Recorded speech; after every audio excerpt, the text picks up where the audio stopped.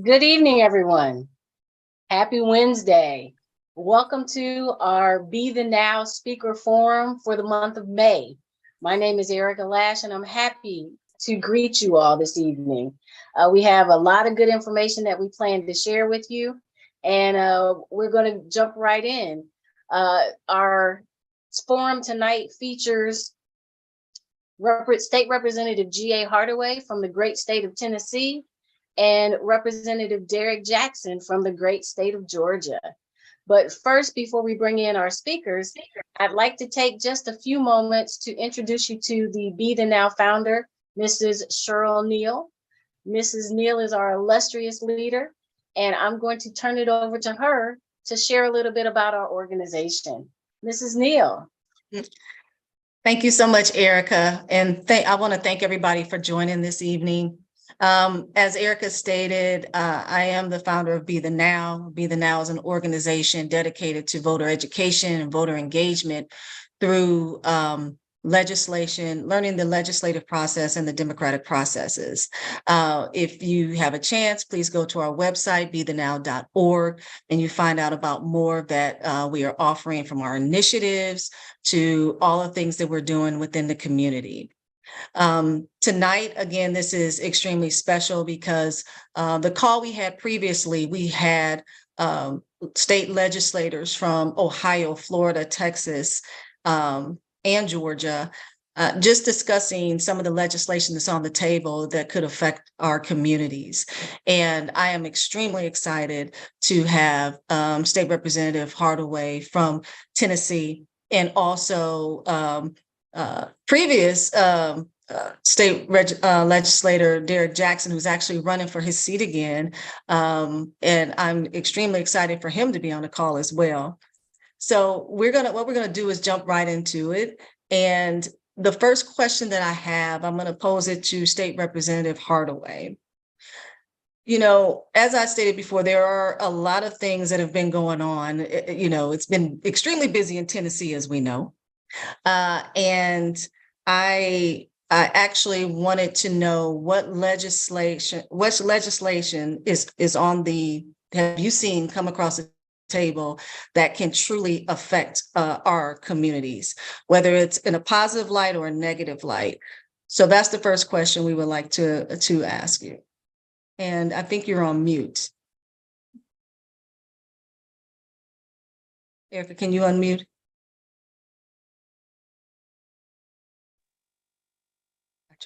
Perfect. Representative Hardaway, you are. Okay. We can hear you now. Yes. All right, great. Thank you for the question. I could probably go down the list and tell you that just about any bill that came from our supermajority of radical Republicans is not going to be in your best interest.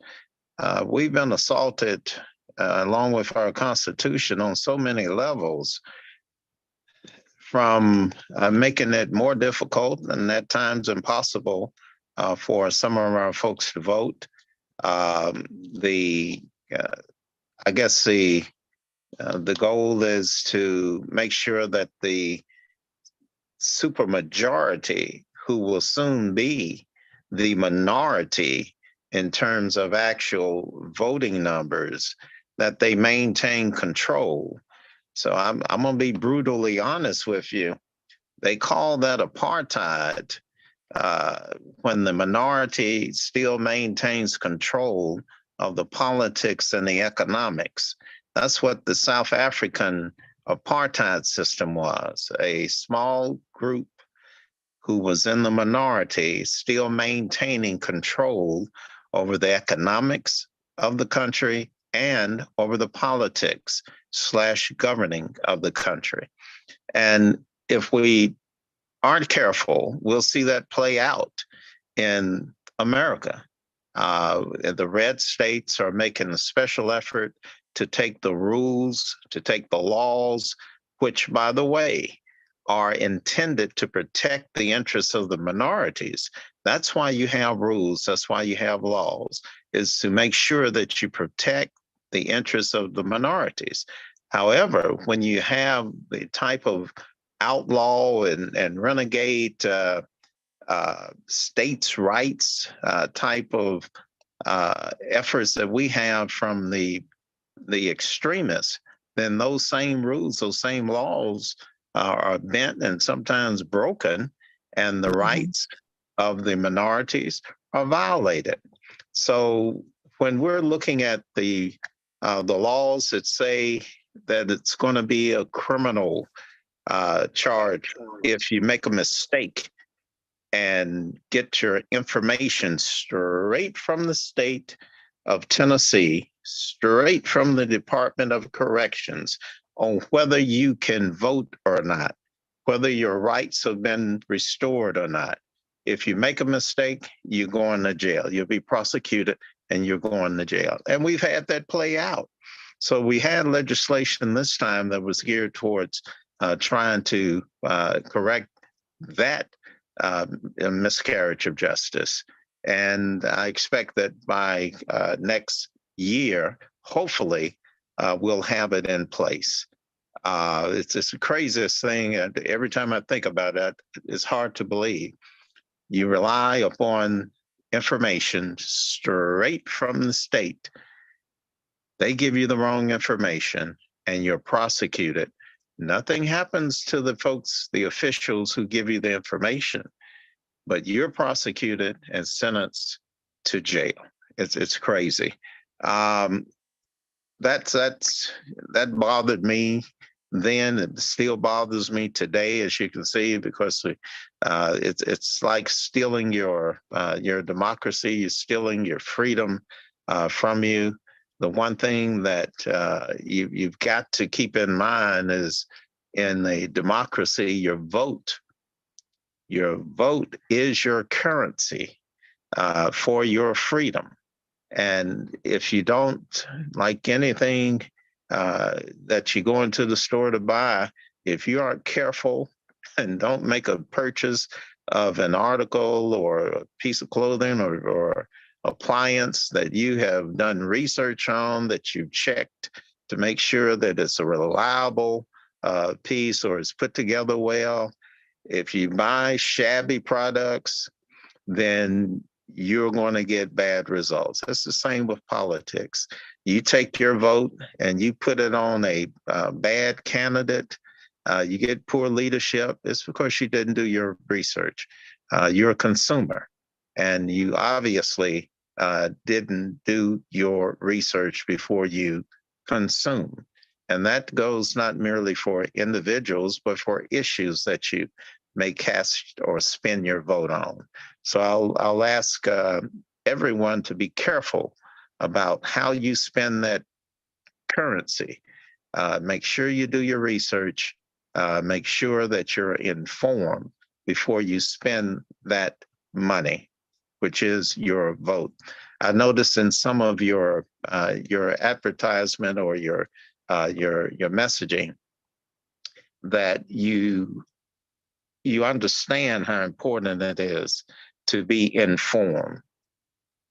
It reminds me that it's when we're approaching politics, that we need to treat it just like the corporate community does, where when I, as a CEO, would go before my employees, the first thing I would want to do is educate or inform them.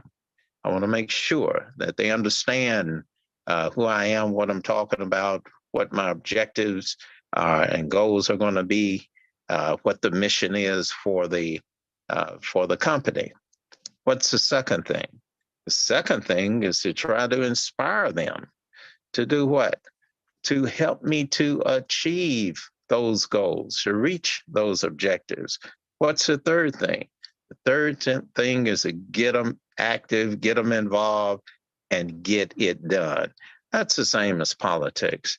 As elected leaders, our job is to inform, our job is to inspire, our job is to involve our constituents in helping to achieve the goals that are going to improve their quality of life.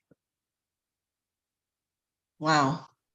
Thank you, Representative Hardaway. Let me go back to something that you mentioned before, because this is what I have been hearing from other state legislators across the country.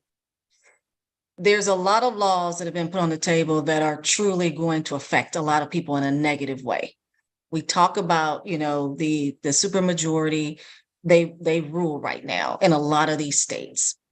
So that gets me to question, why are we having such a low turnout to get the right people in office that are going to put these laws that will actually bring some positivity to our communities instead of the opposite effect? Because, I'm hearing from you out of Tennessee, I've heard from Ohio, I've heard from, Texas and even Georgia. It's like each of those states are ran by, Republicans that can just have their way with whatever it is that they want to pass. So, what do you feel can be done in Tennessee that could change that narrative? Well, this didn't happen by chance. This was by choice.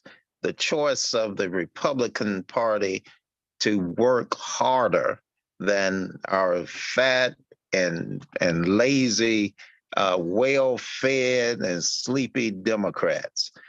Democrats have been in power for so long, taking the voters, especially Black folks, for granted for so long that they quit working at it.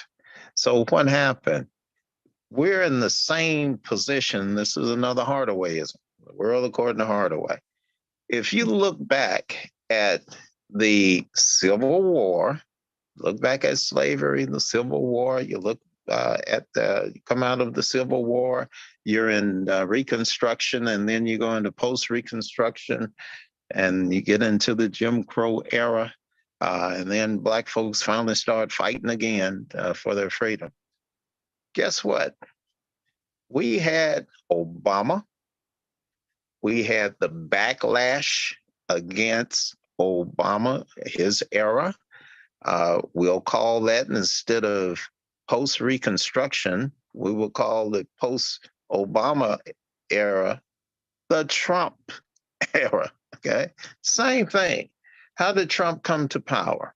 Trump was able to convince folk that Black folks and brown folks, and depending on how he wanted to cast them, were villains, either taking their jobs or coming in and taking their lives, taking their property, taking control of their country.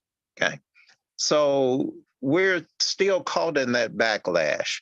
That's why Donald Trump is able to have a town hall meeting on CNN the day after he was found guilty in a civil trial of sexually abusing a woman. One of many. We will have more trials like that, I promise you. But this is a guy that is now on CNN as we speak, that's going to have a voice that carries out to millions. And he will be influencing folk because of what station he's on and because of who he is and what he has to say. So it's about the Republicans being better organized, the radicals and the extremists finding a home in the Republican Party. Some of my friends get upset when I say extremists live in the Republican Party. All Republicans aren't extremists, but for some reason, all of those right-wing extremists are Republicans. So you figure it out.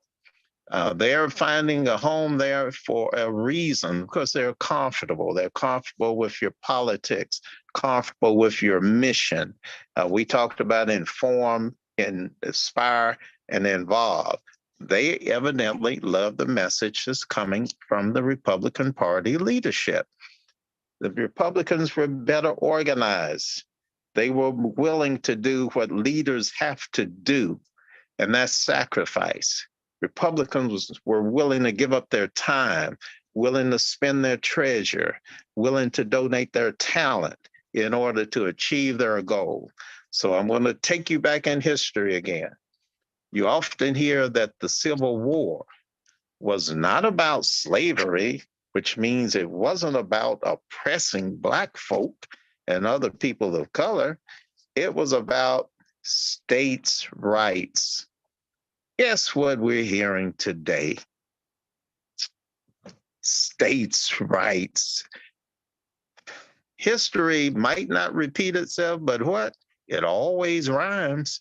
So their playbook worked for them coming out of the Civil War. Okay? It nearly worked for them during the Civil War, which means that they fought for that lost cause. They didn't give it up.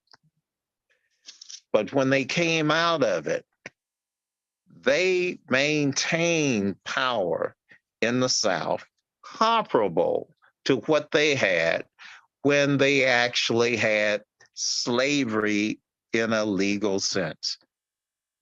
They were able to maintain control of Black folks and their ability to make a living, their economics, Black folks and their ability to have families, their ability to create wealth, even basic income. What did they call that? Sharecropping. If you look back on the past decade or so in our labor market, what was the big deal? Temporary labor. So what do you get when you hire yourself out through a temporary labor? So, well, you don't get benefits, do you? You don't get a contract, do you? You don't get security, do you? So it's comparable to modern day, where we had folks who were sharecropping back then. Now you're a temporary worker. You don't have anything, no promise. You don't have anything in terms of the ability to enforce your rights. The labor unions are being busted. We actually have legislation that was put forward that would make it okay for you to run over somebody if they were protesting in the street. And you what? Oh, fear for your life. How's that defined? It ain't. Which means what? Ain't but one person making that decision on whether you were afraid, and that's you, the driver. Okay? These are the kind of things that are happening now that if you look back and you study history and you get that rhythm, feel that rhyme, you'll be able to figure out what's coming next. But I'm telling you, y'all need to go back, study not just history, but study your Constitution, study the Declaration of Independence. You'll find that everything that they're talking about now, they're going back and they're doing interpretations of that language from the founding fathers, and it all comes back to states' rights. That's why they're trying to make sure that things like women's reproductive rights are what? Are up to the states. That's why they're trying to make sure that voting laws are not federalized, but are what? Up to the states. States' rights are dangerous. We're the United States of America. States' rights are limited because it's like anything else. When you decide to become a part of the group, you got to give up something. And if we go with the modern day interpretation of the radical right on what states' rights are, then you're buying into the old Confederacy interpretation of what states' rights were. It was that we can own slaves, we can do what we want to, and if the rest of the United States doesn't like it, we'll take our ball and go home. That's the same thing they're saying now. You've got some states that are saying, well, we still had a right to secession. You've got some states that are pulling up some of the old interpretations of the Constitution that say that you can pass a constitutional amendment without going through Congress. You know how dangerous that is? Okay, so states convention, but all of this is, I come back to, we've got to have more informed voters. If you don't know the rules, I don't care if it's the biology club in high school, it could be the community organization, the neighborhood block club, the sorority that you belong to. If you don't know the rules, you don't know what's going on, you will never be in charge.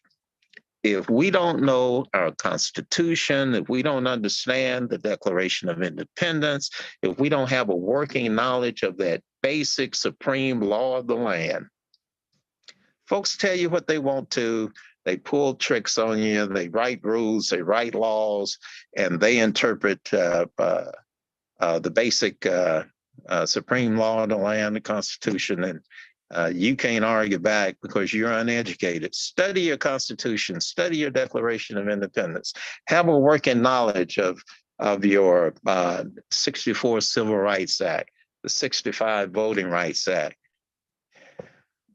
You got to be informed. The one thing that, if I'm looking at Democrats and looking at Black elected officials, the one thing that I'll say we have to fault ourselves for is falling into the trick of wanting once we get in office, wanting our voting population to remain low info and no info voters. Why? Because they vote on names. They vote on, hey, do I know that guy? I don't. Let me ask somebody to tell you, yeah, vote for him. So you're voting not because you're informed, but because you've been influenced. So you can't get someone that's looking after your best interests if you can't communicate with them. So I'll come back to when I saw that your organization is all about being informed. If you're going to be a successful leader, whether it's corporate, whether it's elected officials, whether it's the biology club, classroom president, inform your folk, inspire your folk, involve your folks in achieving the mission. Absolutely. That was powerful, Representative Hardaway. And that's one of the reasons why we do what we do. One of the reasons why we have these forums, because we want to make sure that people are informed, not in just their prospective state, but what's going on across the country. Because there are so many states that are doing the same thing that they're doing in Tennessee, and we'll hear from State Representative Derek Jackson in a second. But I really appreciate you going back in history, because I keep saying history repeats itself. If you don't know your history, it repeats itself. It's just a different day, different time, different name, but it's the same process, the same tricks. Nothing has changed but those things. So I really appreciate your statements. I'm gonna go over to Derek Jackson. And Derek, I want to sort of ask you some of the same questions, and then I know Erica Lash has a question for Representative Hardaway on things that are going on, some other things that are going on in Tennessee. But what have you seen? What legislation have you seen, or your colleagues have seen come across the table that are affecting the citizens of Georgia? You know, everything that Representative Hardaway stated, I can just say ditto. And the reason why I can say ditto, Cheryl, as you know, we've had other legislators from Ohio on here, Texas, Florida, Georgia, now Tennessee. And what we've discovered in all 50 states, that the Republicans are using the same playbook. Let's take, for example, just today, we had a press conference down at the Capitol dealing with gun laws. This is not a hard equation for us to tackle, because a gun, as I stated down at the Capitol this morning at the press conference, a gun and a bullet will not discriminate. Black families, white families, Asian families, they all have been devastated when Republicans started to lessen the control, ease the access for gun proliferation, right? When we have more guns in these United States than there are human beings, to include the baby that was just born. And so when you have an equation where you got more guns and a lot of the Republican controls are using the same playbook, there's no reason why we can't have background checks and the federal government to institute it when 87%, and this is the Fox poll, as I reminded my Republican friends on the other side of the aisle, 87%, in accordance with the Fox poll, said they want background checks. I can't think of nothing, Cheryl, for the Be the Now listening audience to think that we cannot do in these United States without a background check. You cannot seek employment without a background check. You cannot be a soccer coach without background check. You cannot even open up a bank without them checking the validity of your Social Security, right? You can't purchase a home or a car without someone doing a background check on you. And oh yeah, by the way, you don't even have to worry about opting in on these background checks or you can't even opt out. TransUnion, Experian, Equifax, they know if you're credit worthy and you have no say in that. They'll assign you a credit score and you have no say. You can run a dispute. They can say all that, right? But they're taking your information without you having the say to even opt out, right? And so we're dealing with these laws. And as you often state on Be the Now forums, that we're dealing with these laws that it take literally an act of Congress to change. But I also want to push tonight's audience to say, we can definitely change this legislation by the power of voting. Representative Hardaway lined it out, not just for Tennessee, not just for Georgia, where we are, not just for Ohio, but we have to get out and vote. The reason when, again, talking about history, and I love what Representative Hardaway was talking about history, we don't have to go back too far to know that they've been after our votes for a very, very long time. So I don't even want to go back to when they were forming these various amendments, like the 14th Amendment saying that we're all equal, right? That's the first time the word equal showed up in the 14th Amendment. I don't even want to have to go back as far as the 19th Amendment when these United States said, we should allow for women to vote. We're talking about women is 52% of the population, and they're still fighting for the very ink that the 19th Amendment outlined: equality, equity, right? We're still talking about this today. But our vote started to change in July of 2013 when the Supreme Court started to gut the Voting Rights Act. There's two significant pieces of legislation for African Americans. One is the Voting Rights Act, and the other one is the Civil Rights Act. Those two. Then LBJ, President LBJ, he had to pass those two pieces of legislation. Despite the 14th Amendment, the 19th Amendment, the 13th, all these amendments in the Constitution, it was the Voting Rights Act and the Civil Rights Act. Those two. And here you have a Supreme Court in 2013. We're just talking about 10 years ago, y'all. 10 years ago. 10 years ago, and they started to gut the Voting Rights Act. And what took place immediately after that, Cheryl? 48 states started to pass all kinds of legislation to go after minorities, Black and brown and bronze families, that make it harder to vote. So we're gonna make it harder to vote, but easy to get a gun, to proliferate a gun. Think about that for a second, right? I was down just a little more than an hour ago speaking to labor, right? We all understand that labor touches everything, everything. And I want the Be The Now audience to hear me clearly.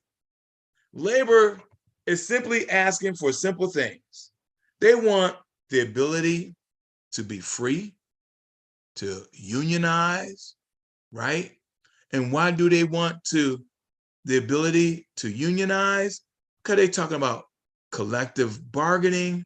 They want safe work environments. They want not just good jobs, but salary wages that's commensurate with the productivity of their work, right?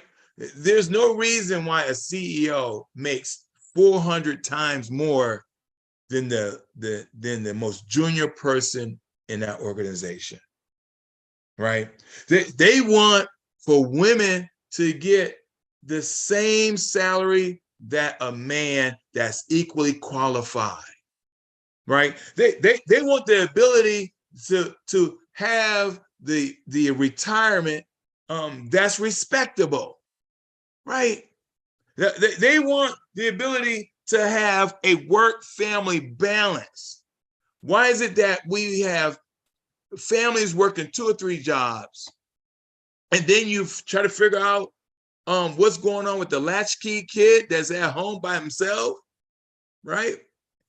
They want the ability to make sure that we're not having a school to prison pipeline, right? Who wouldn't want that?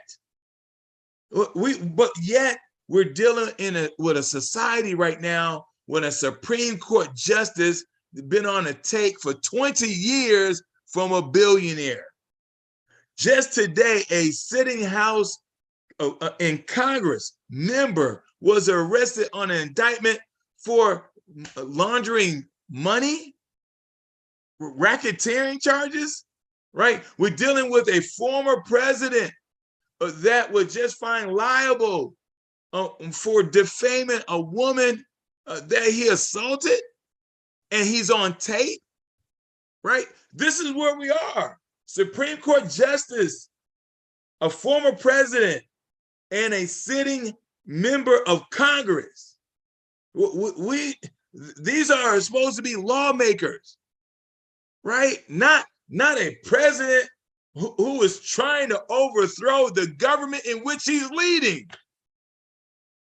How incredulous is this, right? And so all these laws that Representative Hardaway was speaking to, right? I mean, speaking of Texas, I mean, Tennessee, they expelled 2 members for speaking up for their constituency because of a bullhorn. What was the law to expel both justices in Tennessee? What was the law that they were breaking? Some sort of house rule? But yet we have citizens who are dying at the hands of those who they call after dialing 911. You have a family right now devastated because they called because their son was having an episode of PTSD, and their son is no longer with them. He is 21. No citizen, no family should be devastated after dialing 911. And so we have a broken system, and that's the reason why a lot of citizens saying, why should I even vote? When you got a Supreme Court justice that's breaking the law, but yet my son or daughter, when they break the law, they got to spend a minimum mandatory sentence of 15, 20 years in the private prison? Why do I even need to vote when you got a justice system that 9 times out of 10, in fact, Black men will be incarcerated wrongly 7 times greater than anyone else in society? Why do I even need to vote when a state like Georgia has a $13 billion surplus, but yet the infrastructure is crumbling? We're supposed to be the #1 state to do business in Georgia, but yet union members may very well lose their job if they can't get the debt ceiling situation passed by 1 July. This is some serious stuff that can devastate families in Tennessee, in Georgia, Texas, Florida, so on and so forth. And so we have to continue to encourage citizens to vote for those who not only going to speak truth to power, but speak power and make it actionable and deliver on those actions. That's how we turn this around, Cheryl.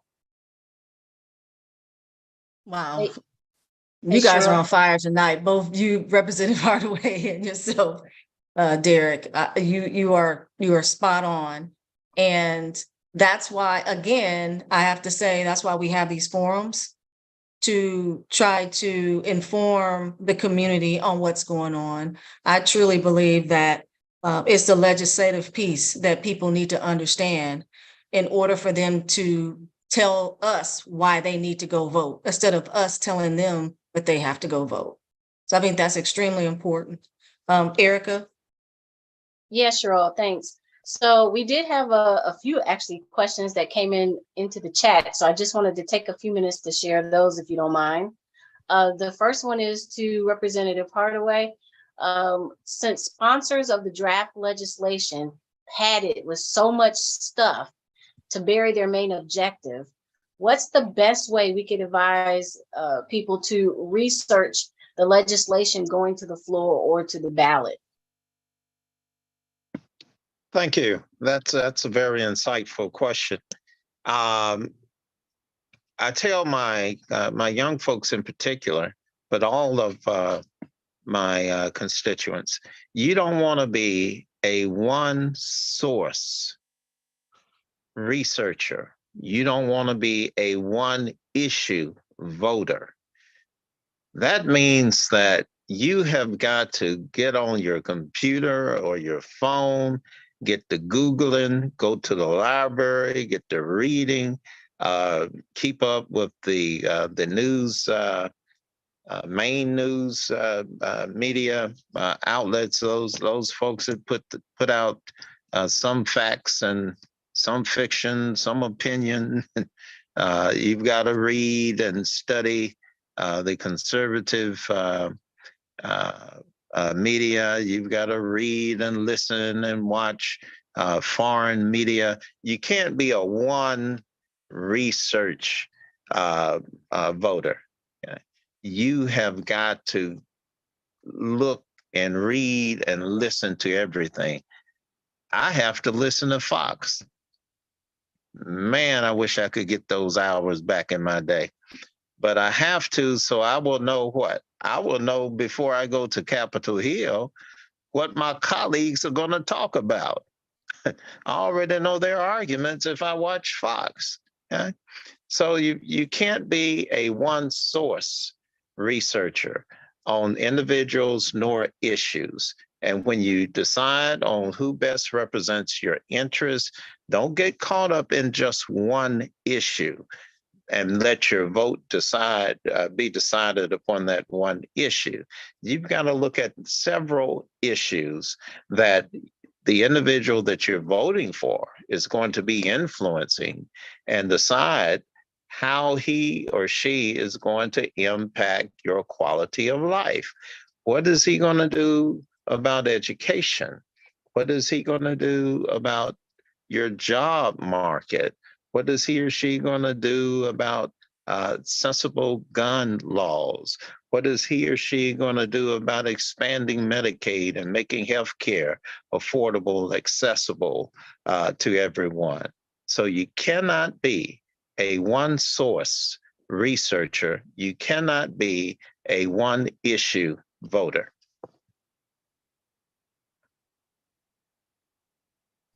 Thank you so much for that.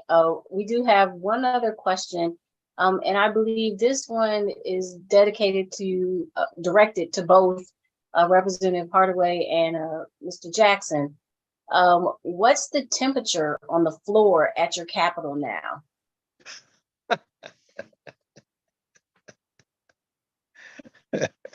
I'm gonna let Representative Hardaway go first because their temperature is pretty hot. They're on national television right now. Look, and I mean this as a pun, it is definitely white hot on my floor. And the reason is simple. The messaging that's coming from the two Justins or the Tennessee Three, or from our more progressive members of the Democratic caucus, the members of the Black caucus, the messaging is coming from not just us, but a coalition of Black folks and brown folks and those who are thinking like us because they want to live. That means soccer moms, that means young high school students, junior high, I've just dated myself, middle school students, everyone who is concerned about the violence that's taken over our community. That's the messaging that was coming out of the well when the supermajority said, "Hey, we're going to expel these three." They were merely messaging for those soccer moms, messaging for the families of those children whose heads were blown off. The one scary thing that I think everyone should be exposed to is a trauma center doctor for a children's hospital, so they can tell you how these AK-47s and AR-15s, how these assault style weapons, which are really weapons of mass destruction, because they aren't meant to just stop an individual. They aren't meant to just harm. They aren't even meant to just kill you. They're meant to destroy a body.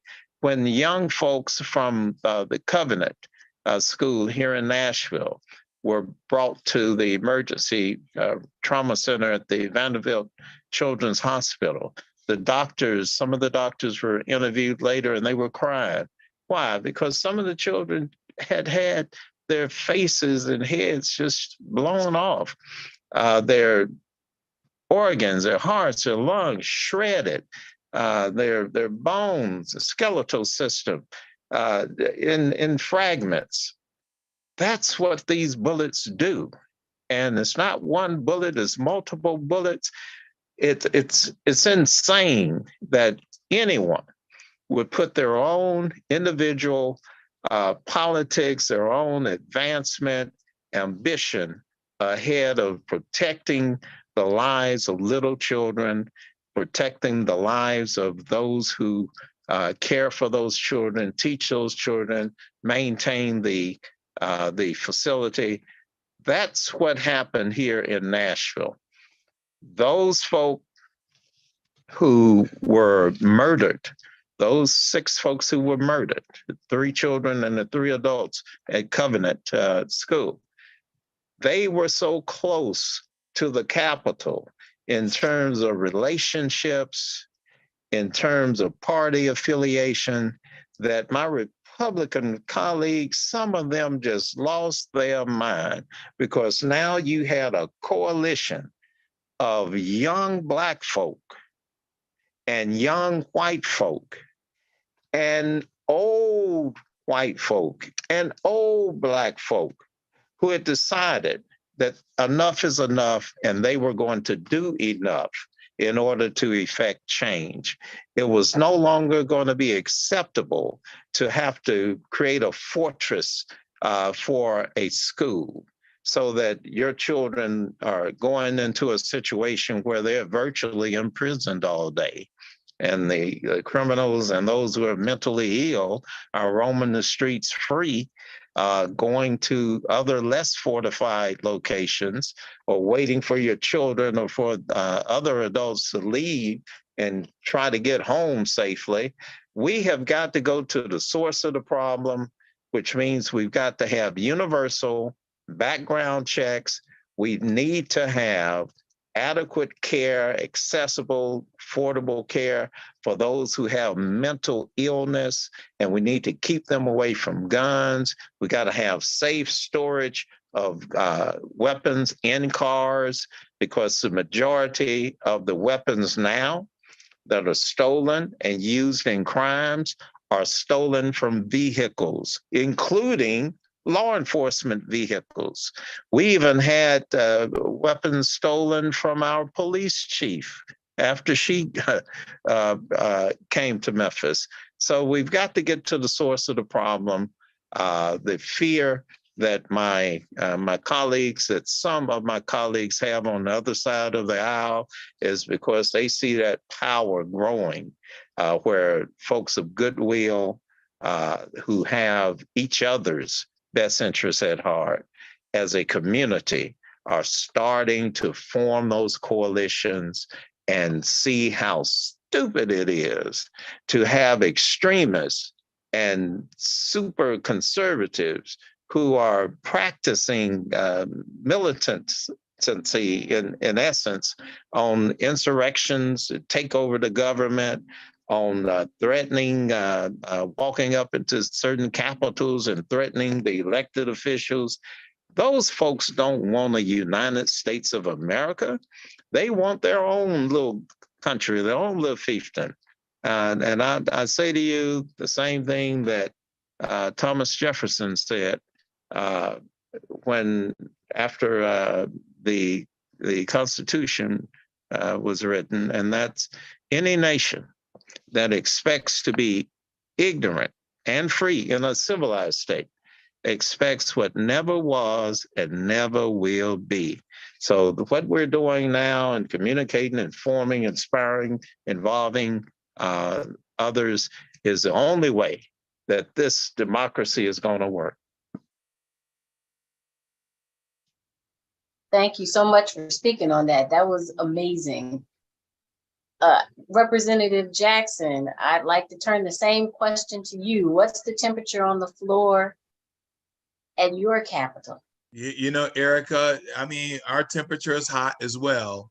And here's the reason why we're extremely energized too, because we just need to flip 12 more seats for it to be a Democratic control House. If we just flip one, see, because there's three parts, right, in this legislative game here. You got the Speaker of the House, right? You got the Lieutenant Governor, and you got the Governor. And if you, and that's those are the equal thirds. And if we flip one of the three, now we would love to flip two of the three. We'd love to flip all three, right? But because of gerrymandering, okay, we may not be able to flip the Senate. But the House, everybody's coming to Georgia. And so it was very difficult for them to strongly gerrymander all of the House seats. And so there's 12 seats that we came close within 2 to 3 points. And so we're going to work hard these next 2 to 3 cycles to flip 12 seats. What happens then? Then we have a Democratic controlled House. We may have a Republican controlled Senate. And then it's up for grabs for the governor, because we got 2 United States Democratic senators. And so everybody likes to go, well, this state is red, this state is purple, this state is blue. I'm just saying we're close with 12 seats Because there was a time there was a super majority of Republicans. They're no longer super majority in the House. And so if we flip these 12 seats, and we're so hungry right now, Erica, because if we can do that, then we can stop the bleeding. We can prevent some of the things that Representative Hardaway is talking about when you talk just gun control. Who wouldn't want say I'm a retired naval officer. I own a weapon. I was trained with the weapon, right? But I don't need a AR-15. I don't need an AK-47. In fact, a lot of my friends that go hunting, they don't use neither one of them assault rifles neither, because there won't be no venison left. It's going to be riddled with bullets, to the point Representative Hardaway said. And so we just got to, and we exercised this courage before, Erica. Bill Clinton put a 10-year moratorium on assault rifles, and we watched the decline in mass shootings for the first time in the history of this country during that 10 years. But when it expired, George Bush did not re-sign that executive order. So we can do it. We did it before. We can do it again. I would say this. I know we're coming short on time, and I don't want to get in trouble by the CEO of Be The Now. But I would say this. Right? When you look at our justice system, and I blame both the Democrats and the Republicans on this, right?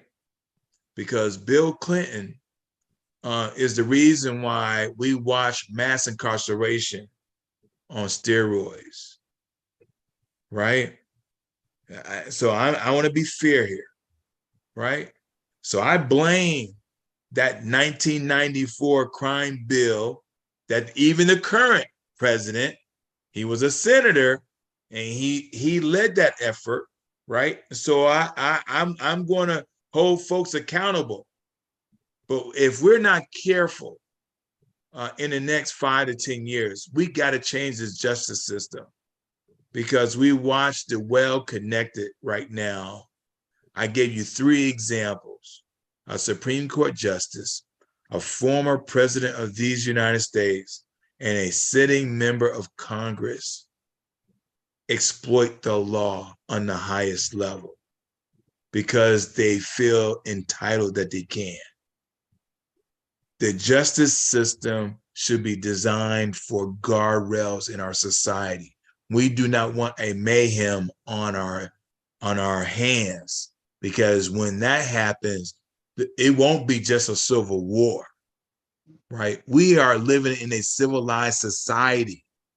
That's the purpose of legislation, is to put the guardrails up to keep us all safe, but also spur on the quality of life that we all desire.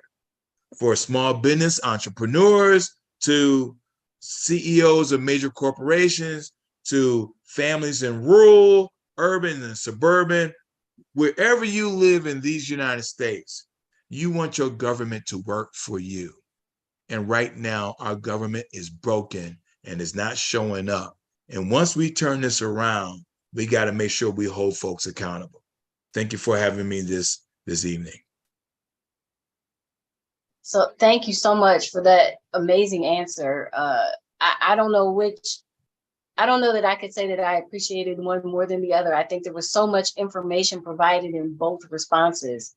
So I'm looking forward to going out and sharing the messages that have been shared here this evening.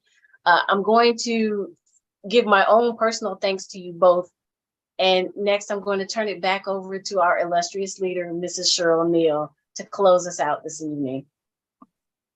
Thank you, Erica. And again, thank you, Derek Jackson and Representative Hardaway, because this was such a powerful forum, because you all not only gave us information on what's happening right now, but you gave us a history lesson as well. And I tell everyone, younger people, older people, now is the time to really to really understand what's happening in front of you. And in order to do that is to know what has happened in the past. As I stated before, to me, history will repeat itself if you don't know it.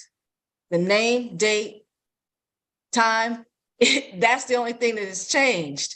Because again, the same games are being played that were played before. And so I hope everyone on this call takes the information that you've heard and you pass that along to your networks, pass along to your family, your friends, and get them to understand that this voting thing, it's not easy. You really have to do your homework. I can tell you who to go vote for, but again, as Representative Hardaway stated, you're just taking my opinion. You have to truly do your homework on the people, not only on a national level, but on a local level, because that's the most important part where you're living right now, who your current leaders are, because that's going to affect you on a daily basis. So, you know, we are at our time limit. I really appreciate each and every one of you taking time out of your schedule to be with us this evening. And those who are watching us on live, on Facebook Live, I really appreciate your time. We're going to do this again very soon. We're going to continue to have state legislators from across the country. Representative Hardaway, please, please, please, we would love to have you on again. Your knowledge is powerful. Derek Jackson, you know, we always appreciate you, and we'll have you on several other times. And for those of you who don't know, Representative Jackson is in a race right now for his old seat. Derek, when is the election? People are voting now. Early voting has already started, correctly. And when is the actual day of the election? 6 days, May 16th, 6 days. May 16th. So anyone in Fulton County, can you tell them the areas? Yes. So it covers 7 municipalities, over 2 counties. That's Fairburn, Union City, College Park, City South Fulton, Tyrone, Peachtree City, and Fayetteville. And you can go to Derek Jackson, that's DERRICK, DerekJackson.org to learn more about my campaign. You can donate some money because Representative Hardaway would tell you it takes money. Takes money to get the word out. But yeah, thank you for your support, Madam CEO. And again, it's always great to be on Be the Now. Thank you. Everybody on this call knows someone in one of those counties. And if you don't know someone personally in those counties, you know someone that knows somebody that knows someone in those counties. So please, you know, get the word out. We need this man back in office because of the knowledge. And again, I really appreciate you all's time. I'm going to end with this, our little tagline that I haven't stated in a long time. I always say, be educated, be engaged, be informed. And if you do all 3 of those, you're going to take action and be the now. So again, I appreciate everyone. We will get information out on our next call. So we'll see you then. Thank you. Thank you, everyone. Be blessed.